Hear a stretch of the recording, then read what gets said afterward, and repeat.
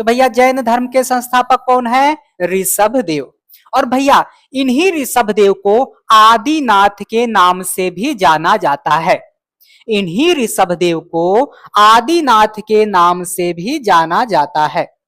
और भैया यही ऋषभ देव जैन धर्म के पहले तीर्थंकर होते हैं।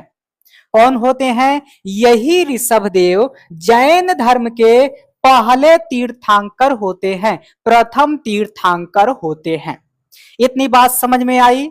और भैया यहां आपने एक शब्द सुना, तीर्थंकर। अब आपके मन में तुरंत यह विचार आ जाना चाहिए कि आखिर तीर्थंकर का मतलब क्या होता है। तो तीर्थंकर का मतलब होता है प्रवर्तक या मार्गदर्शक। तीर्थंकर का मतलब होता है प्रवर्तक या मार्गदर्शक। वही बात आप यहां देख सकते हो, लिखा भी गया है।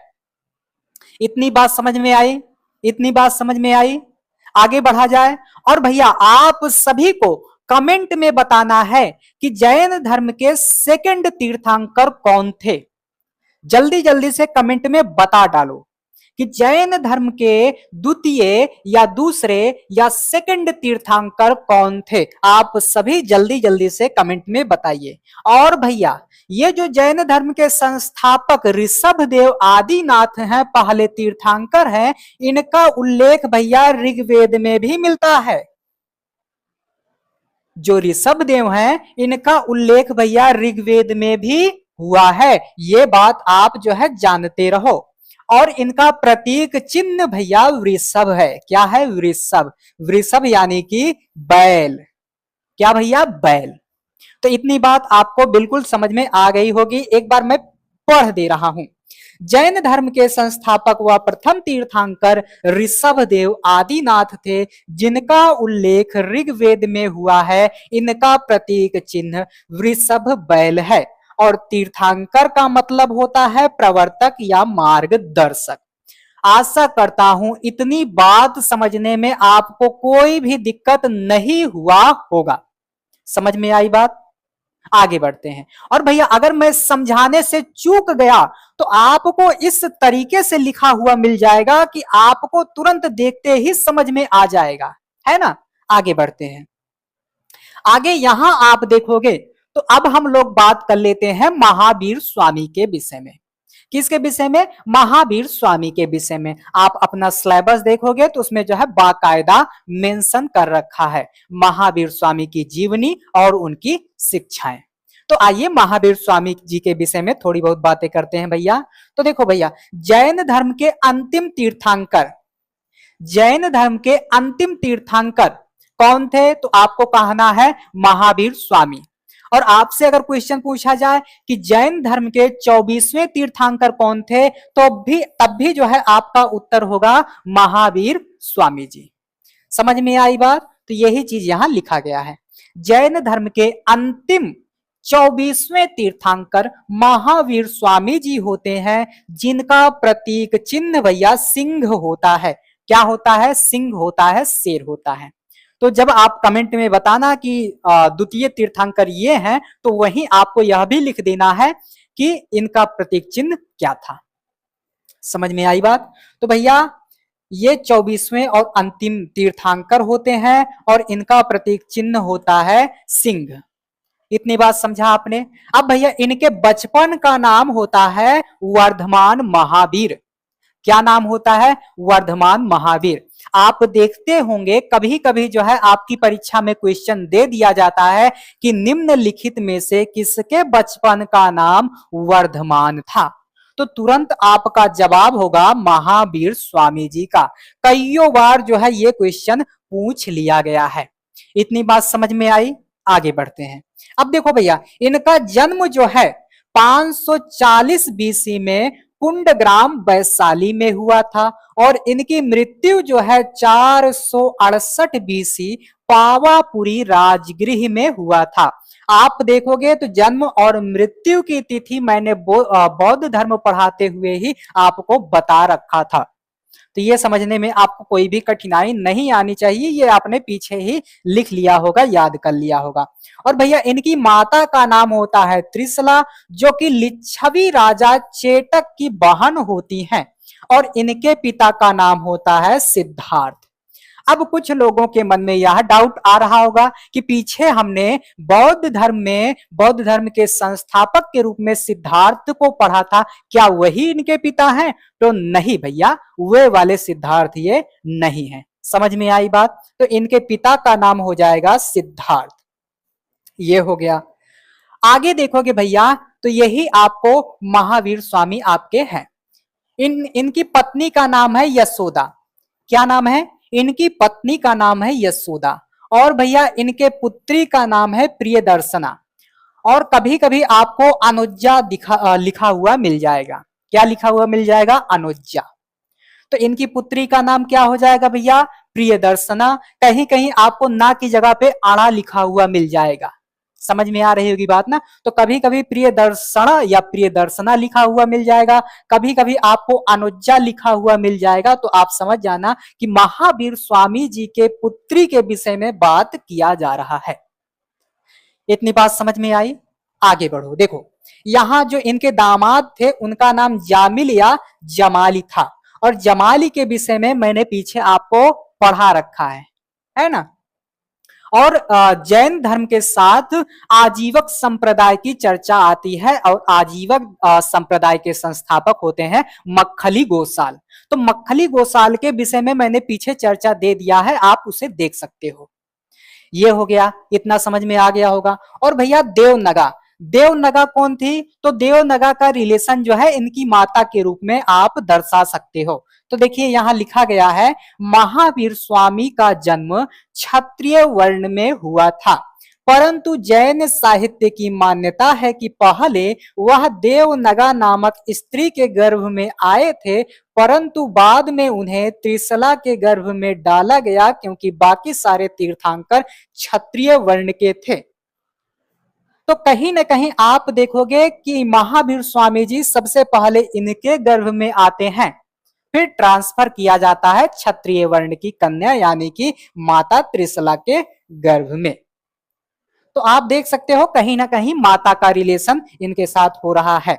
तो इतनी बात समझने में आपको कोई भी दिक्कत नहीं आई होगी, सीधा का सीधा फैक्ट है, रट्टा मार जाइए, और कोई उपाय नहीं हो सकता है। और अगर जो है थोड़ा बहुत समझ के पढ़ोगे तो थोड़ा टाइम भी लगेगा, और काफी टाइम तक चीजें टिकी भी रहेंगी, याद भी रहेंगी। आगे बढ़ते हैं। आगे यहां देखोगे भैया तो 30 वर्ष की अवस्था में अपने बड़े भैया से अनुमति लेकर सहमति पाकर घर का त्याग देते हैं, है ना? घर को त्याग देते हैं। तो घर का त्याग कब कर रहे हैं? तो भैया 30 वर्ष की अवस्था में। और इन्होंने जब घर छोड़ने का निर्णय लिया तो अपने बड़े भाई से पूछा कि भाई जी जा सकता हूं, घर त्याग सकता हूं? तो उन्होंने कहा जा सकते हो, कोई दिक्कत नहीं। तो उनके सहमति से जो है घर को त्यागा, और 30 वर्ष की अवस्था में जब घर को त्यागा और 12 वर्ष तक बढ़िया कठोर साधना किया, और उसके बाद इन्हें क्या हुआ भैया? ज्ञान की प्राप्ति होती है।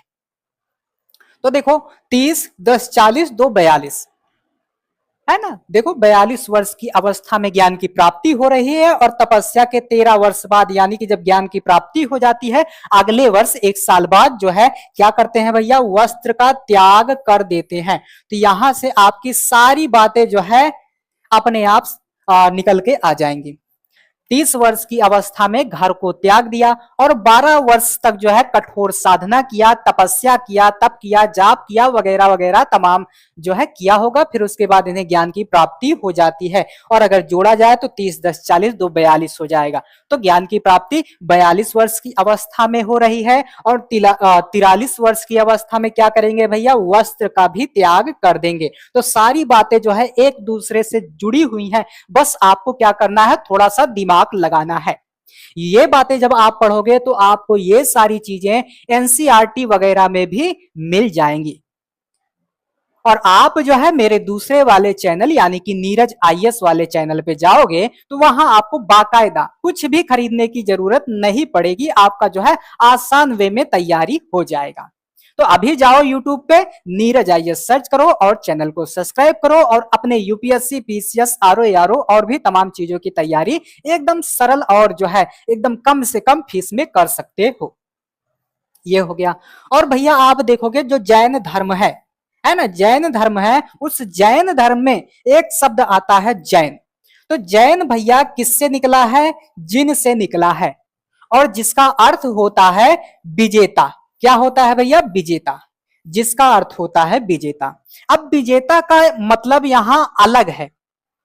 जैसे कभी कभी क्या होता है, हम खेलते हैं जीत जाते हैं तो हम विजेता कहलाते हैं, हम कोई युद्ध करते हैं युद्ध जीत जाते हैं तो हम विजेता कहलाते हैं। तो ऐसे विजेता से यहाँ कोई भी मतलब नहीं है।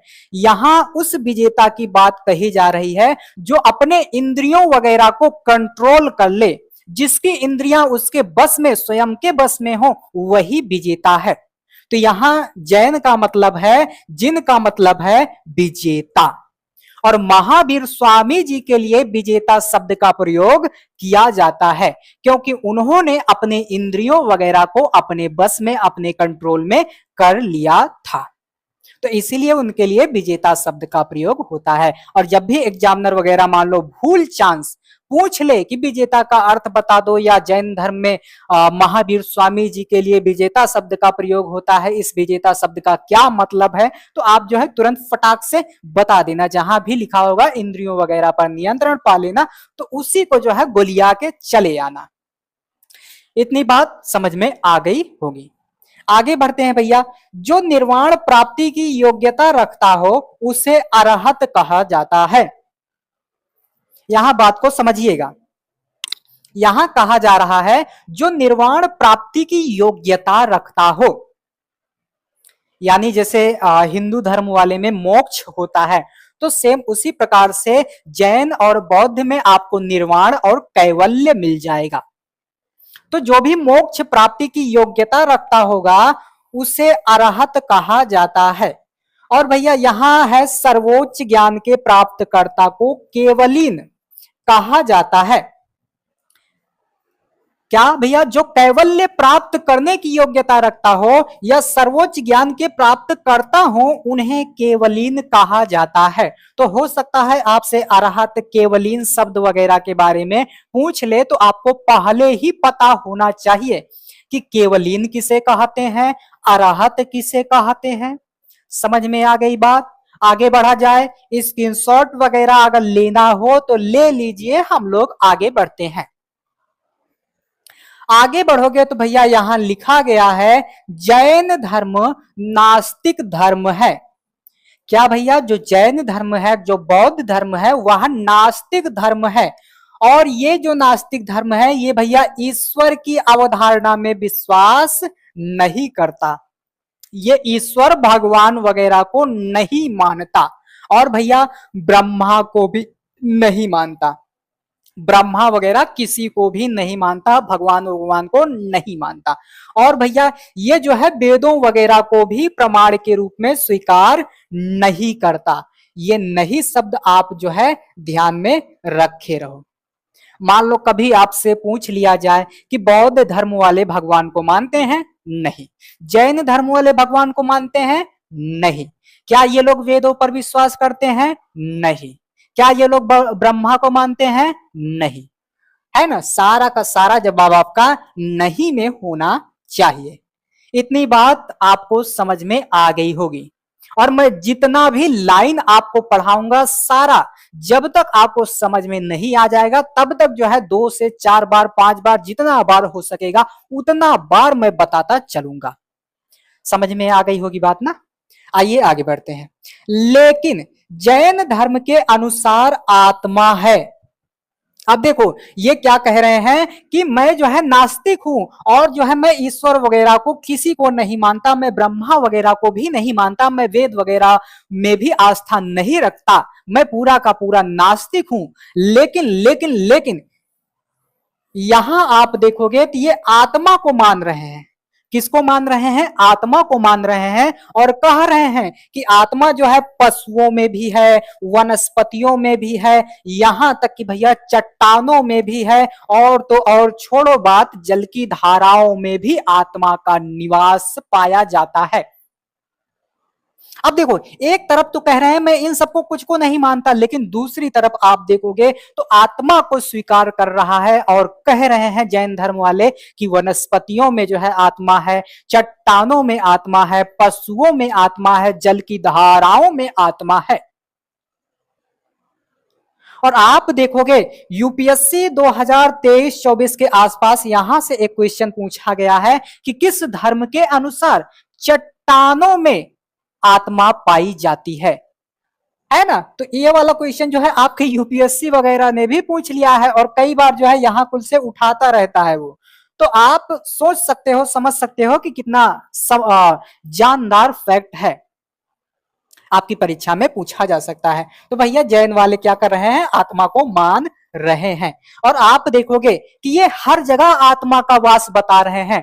तो जो किसान वगैरह हैं, जो किसान हैं, उनके लिए जैन धर्म का पालन करना थोड़ा मुश्किल हो जाएगा। मुश्किल क्या, एकदम से एकदम कठिन हो जाएगा, क्योंकि ये कह रहे हैं कि पशुओं में आत्मा है। अब ये कीड़े मकोड़े वगैरह को नहीं मारेंगे तो जो किसान है वो खेती नहीं करेगा तो खुद मर जाएगा। तो इसीलिए आप देखोगे जो किसान वगैरह हैं वो जैन धर्म के प्रति कम आकर्षित होते हैं, क्योंकि उनका नियम भैया कठोर है। तो इसका भी आप सभी क्या करो, एक बार स्क्रीनशॉट ले लो, एक बार स्क्रीनशॉट ले लो, फिर हम लोग आगे बढ़ते हैं। आगे आप देखोगे जैन धर्म में त्रिरत्न का कॉन्सेप्ट आता है। क्या आता है भैया? त्रिरत्न का कॉन्सेप्ट आता है। तो ये त्रिरत्न क्या है भैया? तो जैन धर्म में मुक्ति के 3 मार्ग बताए गए हैं, जो कि त्रिरत्न के नाम से भी जाने जाते हैं। तो भैया ये जो 3 रत्न है, त्रिरत्न है, ये बेसिकली मुक्ति के मार्ग हैं, मोक्ष प्राप्ति के मार्ग हैं। कौन कौन से हैं भैया? सम्यक दर्शन, सम्यक ज्ञान, सम्यक आचरण।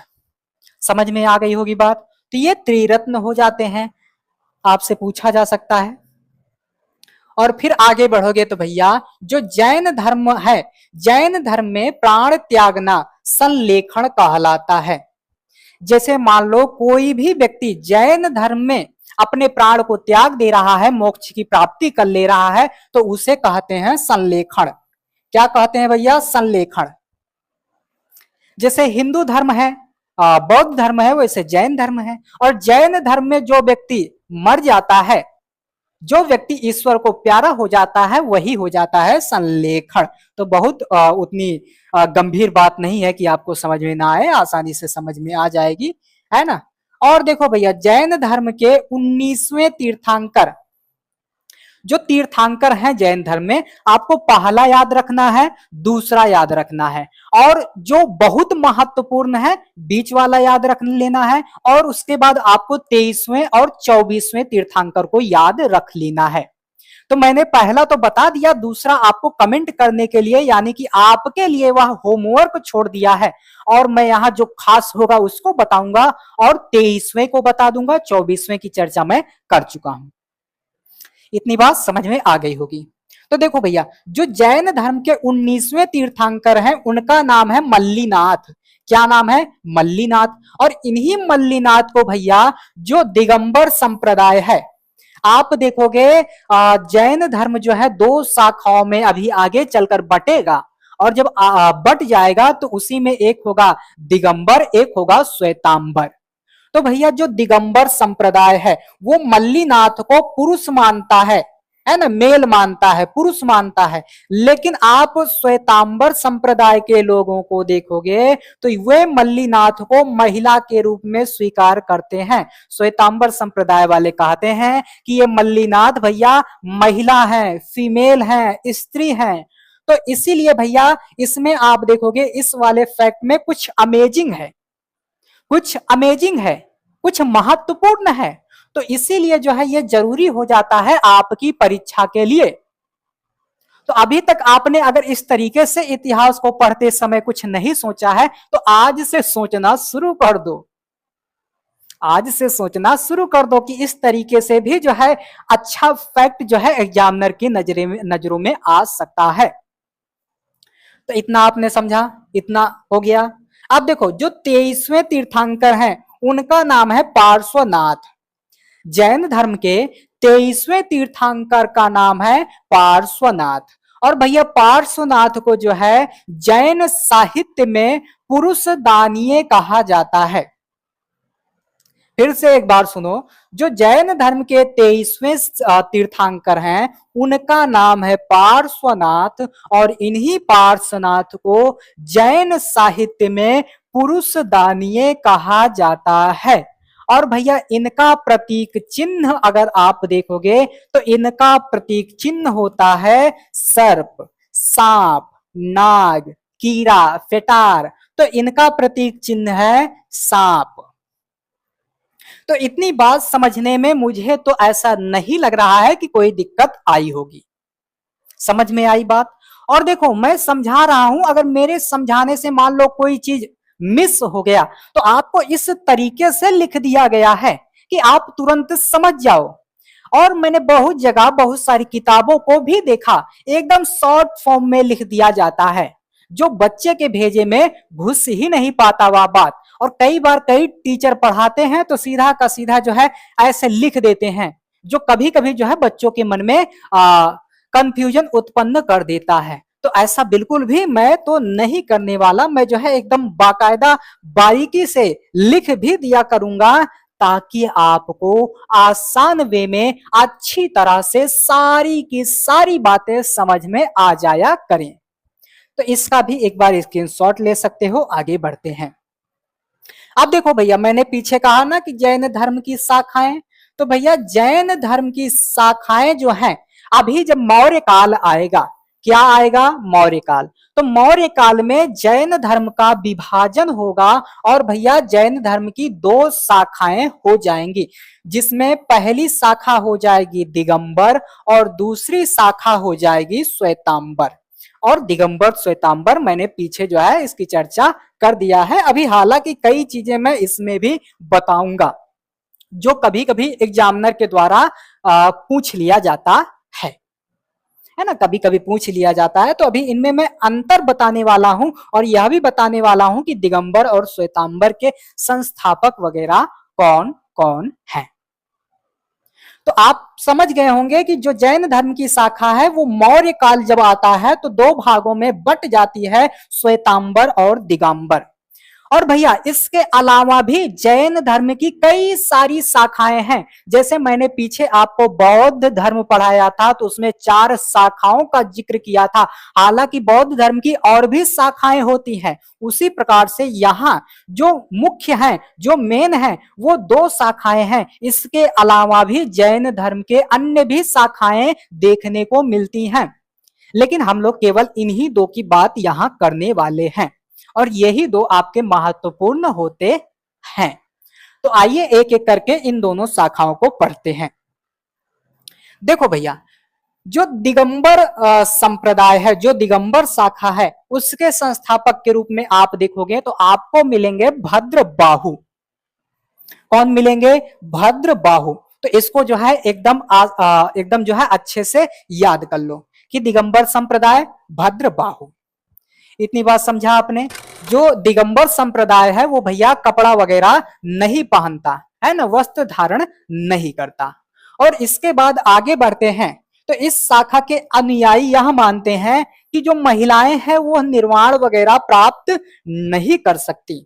और भैया इसके द्वारा 12 अंगों को नहीं माना जाता। ये जो 12 अंग है और आपको देखने को मिलेगा 14 पूर्व, ये दोनों जो है जैन धर्म के आगम साहित्य हैं। अभी जो है आगे इनकी चर्चा हम लोग करेंगे। तो इतनी बात समझ में आई कि नहीं? एक बार फिर से सुन लो। जो जैन धर्म के दिगंबर संप्रदाय वाले हैं ये भैया वस्त्र धारण नहीं करते। क्या भैया? वस्त्र धारण नहीं करते। और इनकी मान्यता है और इनके अनुसार जो महिलाएं हैं वह निर्वाण, यहां भैया वह कर लीजिए निर्वाण, है ना, जो दिगंबर संप्रदाय वाले अनुयायी हैं उनके अनुसार महिलाएं निर्वाण प्राप्त नहीं कर सकती और भैया इनके द्वारा 12 अंगों को नहीं माना जाता। ये दो तीन चीजें इसमें खास हैं, इसे आप नोट करिए। और ये भैया जो 12 अंग है ये जैन धर्म के साहित्य हैं, अभी आगे इनकी चर्चा आएगी। तो इतनी बात आपको समझ में आ गई होगी। और भैया जो श्वेतांबर संप्रदाय है, क्या भैया श्वेतांबर, इसके संस्थापक के रूप में आपको देखने को मिलेंगे स्थूल भद्र जी। समझ में आई बात? श्वेतांबर संप्रदाय के संस्थापक स्थूल भद्र हैं। और भैया इस शाखा को मानने वाले लोग, इस शाखा के जो अनुयायी हैं वह सफेद वस्त्र धारण करते हैं, भैया उज्जर रंग का कपड़ा पहनते हैं। और पीछे आप देखोगे वो बंदा कपड़ा नहीं पहनेगा, वो शाखा वाला लोग कपड़ा नहीं पहनेगा। समझ में आई बात? तो सफेद रंग का कपड़ा ये लोग पहनेंगे। आगे बढ़ोगे, इस शाखा के अनुयायी जो हैं यह कहते हैं, यह मानते हैं कि महिलाएं जो है ये मोक्ष प्राप्त कर सकती हैं, निर्वाण की प्राप्ति कर सकती हैं। और भैया इस शाखा के लोग 12 अंग साहित्य को मानते हैं। समझ में आई बात? एक बार मैं फिर से समझा दे रहा हूं। इस शाखा के जो अनुयायी हैं वह सफेद वस्त्र धारण करते हैं, उज्जर रंग का कपड़ा पहनते हैं। और पीछे आपने दिगंबर को देखा, वो वस्त्र नहीं पहनते। फिर दूसरी बात, ये जो श्वेतांबर वाले हैं ये लोग कहते हैं कि जो महिलाएं हैं वह निर्वाण, यहां वह कर लीजिए, वह निर्वाण प्राप्त कर सकती हैं। श्वेतांबर वाले मान रहे हैं कि महिलाएं निर्वाण प्राप्त कर सकती हैं, लेकिन पीछे आप देखोगे जो दिगंबर वाला है वह यह कह रहा है कि महिलाएं जो हैं वह निर्वाण प्राप्त नहीं कर सकती। और आप श्वेतांबर वाले को देखोगे तो जो 12 अंग वाला साहित्य है उसको मान रहा है, लेकिन पीछे आपने दिगंबर को देखा, वह जो है 12 अंग साहित्य को नहीं मानता है। तो आशा करता हूं आपको जो है तुलनात्मक अध्ययन भी समझ में आ गया होगा। तो इसका भी एक बार स्क्रीनशॉट लो। अभी जो है आगे और बढ़ते हैं। आगे देखोगे भैया तो जैन साहित्य, जो जैन धर्म के साहित्य हैं, जो जैन धर्म से संबंधित ग्रंथ हैं, उन ग्रंथों को, उन साहित्यों को आइए हम लोग जो है देख लेते हैं। तो भैया आप यहां देखोगे जैन धर्म के 2 आगम, आगम का मतलब होता है मूल, साहित्य हैं। तो जो जैन धर्म है इसके 2 मूल साहित्य हैं। पहले का नाम है 14 पूर्व और दूसरे का नाम है 12 अंग। और मैंने जो है पीछे इसी के लिए बताया था कि जो 12 अंग है उसको एक आदमी मान रहा है, एक आदमी नहीं मान रहा है। तो ये भैया क्या है? साहित्य है। और आप देखोगे जो 12 अंग साहित्य है उसके अंतर्गत 2 पुस्तकें बहुत महत्वपूर्ण हैं। इसी 12 अंग की बात की जा रही है। तो जो 12 अंग है उसी के अंतर्गत 2 पुस्तक बहुत महत्वपूर्ण है। पहला आ जाएगा आचारांग सूत्र। क्या आ जाएगा? आचारांग सूत्र। इसमें भैया नियमावली मिलेगी। और किसकी नियमावली मिलेगी? तो भैया जैन धर्म से संबंधित नियमावली आचारांग सूत्र में है। और दूसरा ग्रंथ आपका आ जाता है भागवती सूत्र। भगवती सूत्र में आप देखोगे तो जैन दर्शन एवं महावीर स्वामी की जीवन गाथा का वर्णन है।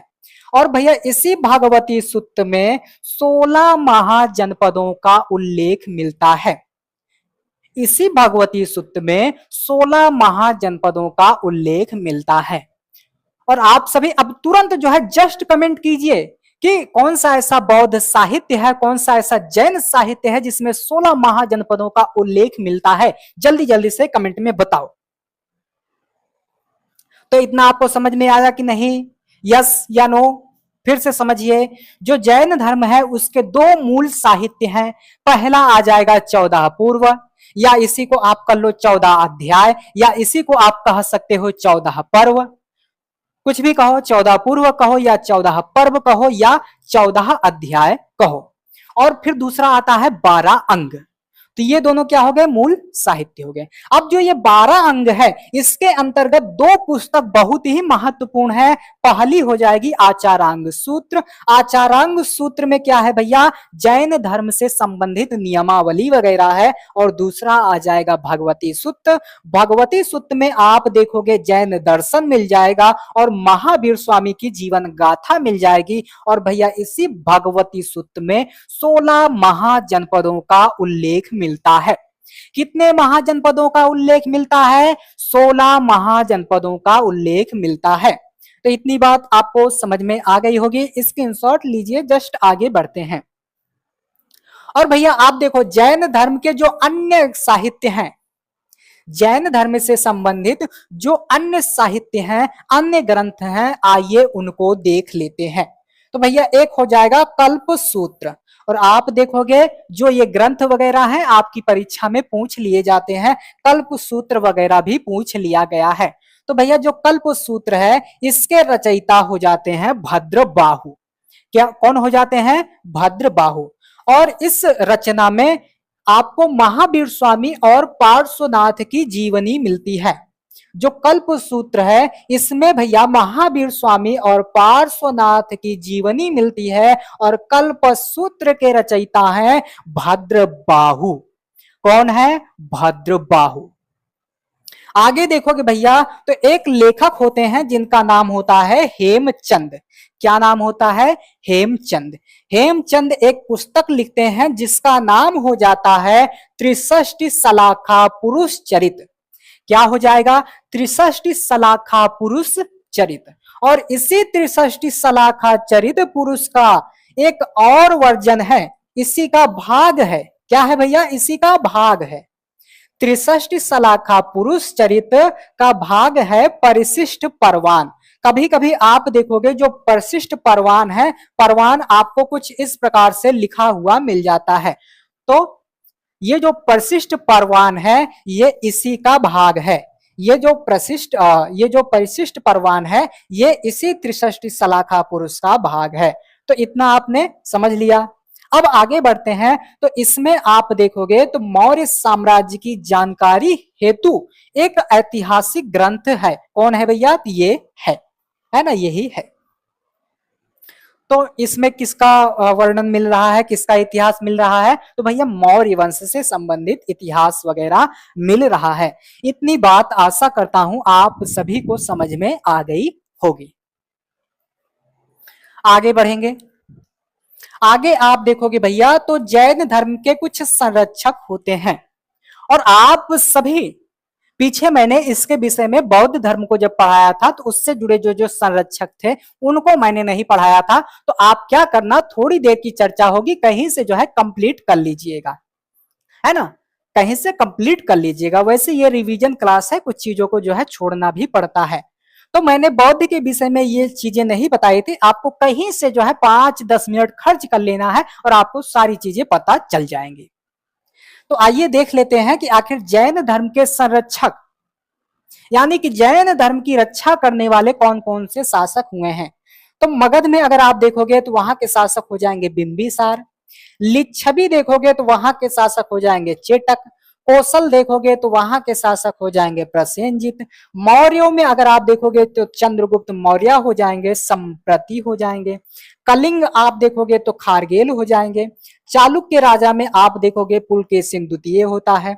और इन्हीं के एक जो है कवि होते हैं जिनका नाम होता है रवि कीर्ति। रवि कीर्ति भी जो है जैन धर्म से ही संबंध रखते हैं, तो ये भी देख सकते हो। राष्ट्रकूट राजा में आप देखोगे अमोघ वर्ष हो जाएगा। उसके बाद यहाँ कुमारपाल आ जाएगा, महेंद्र वर्मन प्रथम आ जाएगा, और भी बहुत सारे शासक होते हैं जो जैन धर्म वगैरह को संरक्षण देते हैं। तो ये बेसिक सी जानकारी थी, बस आपको जानते रहना है। लेकिन हो सकता है कभी जो है क्वेश्चन वगैरह मान लो पूछ ले, तो आपको पता होना चाहिए। आगे बढ़ते हैं भैया। यहां आप देखोगे तो जैन धर्म से संबंधित कौन कौन से तीर्थ स्थल हैं। जैन धर्म से संबंधित कौन कौन से तीर्थ स्थल हैं उनको आइए जान लेते हैं। तो यहां आप देखोगे श्रवणबेलगोला। क्या है भैया, श्रवणबेलगोला। तो श्रवण बेलगोला कहाँ है? तो कर्नाटका में हो जाएगा। दिलवाड़ा का जैन मंदिर कहाँ है भैया? राजस्थान में है। एलोरा वगैरह कहाँ है भैया? महाराष्ट्र में है। पारसनाथ की पहाड़ियां कहाँ है भैया? झारखंड में है। पारसनाथ की पहाड़ियां कहाँ है? झारखंड में है। और झारखंड में हमारे एक जो है मित्र रहते हैं, वो मुझसे बोले कि जब भी झारखंड आइएगा यहाँ हम लोग चलेंगे। कहाँ चलेंगे? पारसनाथ की पहाड़ियों पर। तो हमने उनसे वादा कर रखा है, अब जब कभी भविष्य में मान लो समय लगता है तो जरूर जाएंगे, और उसके बाद जो है वीडियो वगैरह बनाएंगे तो आपको भी जो है शेयर करेंगे, आप लोग भी देखना। उसके बाद भैया संवेद शिखर, और आपसे क्वेश्चन इस तरह से पूछा जा सकता है कि संवेद शिखर का संबंध किस धर्म से है? तो आपको कहना है जैन धर्म से। किससे भैया? जैन धर्म से। आइए आगे बढ़ते हैं। आगे देखोगे भैया जो अनेकांतवाद का सिद्धांत है, कौन सा सिद्धांत? अनेकांतवाद का सिद्धांत, अणुव्रत का सिद्धांत, स्यादवाद का सिद्धांत, ये सारे के सारे किससे संबंधित हैं? जैन धर्म से संबंधित हैं।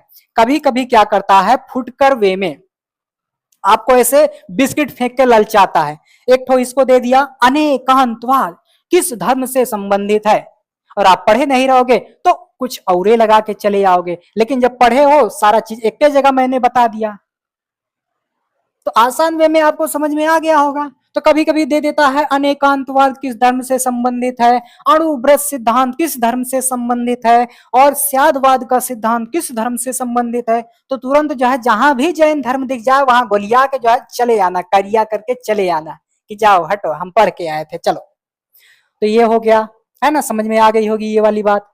आगे देखोगे पार्श्वनाथ द्वारा सत्य, अहिंसा, अस्तेय, अपरिग्रह जैसे 4 महाव्रत या सिद्धांत दिए जाते हैं।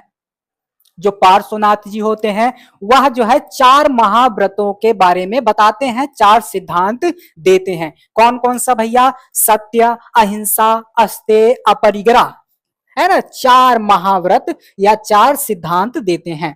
और इन्हीं चारों में जो महावीर स्वामी जी होते हैं वो 5वां जोड़ देते हैं जिसका नाम होता है ब्रह्मचर्य। तो कभी कभी क्वेश्चन पूछा जाता है कि जो महावीर स्वामी द्वारा जोड़ा गया था वह कौन सा था? तो आपको कहना है ब्रह्मचर्य। क्या कहना है? ब्रह्मचर्य। तो इसी ब्रह्मचर्य से जो है क्वेश्चन पूछ लिया जाता है।